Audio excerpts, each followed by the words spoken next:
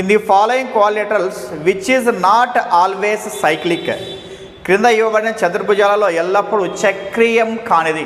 Cyclic, not cyclic. యాక్చువల్గా చక్రీయ చతుర్భుజం. సైక్లిక్ క్వాలిటరల్ అంటే అర్థం ఏం మనకంటే, మనకి ఏదైనా ఒక క్వాలిటరల్ తీసుకున్నాం అనుకో, మనము ఇష్టానుసారం తీసుకున్నాం, సైడ్స్ మనము డిఫరెంట్గా తీసుకున్నాము.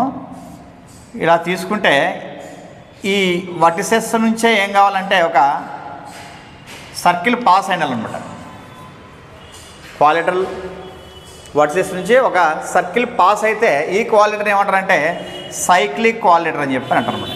ఈ క్వాలిటర్ ఇస్ కాల్డ్ సైక్లిక్ క్వాలిటర్ అనమాట. అంటే మనకు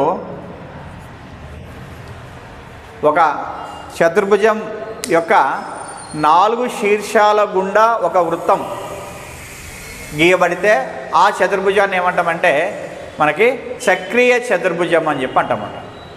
మరి వాటిలో చక్రీయ చతుర్భుజం కానిది ఏదని చెప్పని ఇచ్చాడు.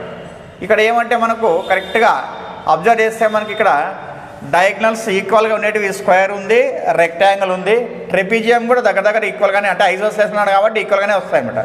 మరి ప్యారలగ్రామ్లో ఎలా ఉంటాయి? డయాగ్నల్స్ మనకు ఈక్వల్ ఉంటాయా? డయాగ్నల్స్ నాట్ ఈక్వల్ అనమాట. కాబట్టి మనకు సెంటర్ పాయింట్ వచ్చేసి ఇక్కడ సర్కిల్ గీసామంటే మనకు ఇలా వచ్చేస్తుంది, అది డిఫరెంట్గా వచ్చేస్తుంది.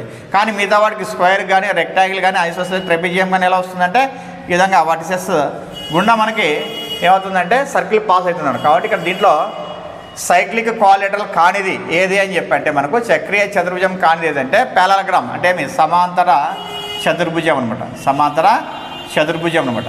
ఫస్ట్ ఇది స్క్వేర్ అంటే మనకు చతురస్రం అని అర్థము. నెక్స్ట్ రెక్టాంగిల్ అంటే దీర్ఘ చతురస్రం అని చెప్పని అర్థము. నెక్స్ట్ ఐసోస్లెస్ ట్రెపిజియం అన్నాడు. ఐసోస్లెస్ ట్రెపిజియం అంటే సమద్విబాహు